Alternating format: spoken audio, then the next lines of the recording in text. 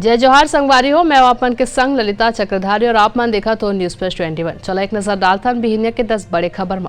छत्तीसगढ़ कोयला लेवी घोटाला में एक संग 14 ठिकानन में ईडी हज शुरू करें सर्च ऑपरेशन। बिहार के पटना के बाद अब आरा में गोलीबारी की घटना, बदमाशन मनहा 3 जगह में जम के मचाई तांडव। दिल्ली में ओवैसी के घर में पथराव, वीडियो शेयर कर बताइस 9 साल में ऐसे चौथा घटना हुई।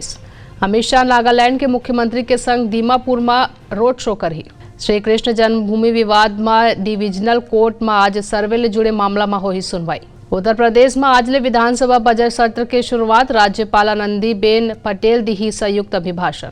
धर्म संसद मामला में जांच पूरा, आज सुप्रीम कोर्ट में हुई सुनवाई। नल्ले में शिवाजी जयंती कार्यक्रम में जेएनयू में हंगामा के मामला में एफआईआर दर्ज कराए जाए के मांग करिस।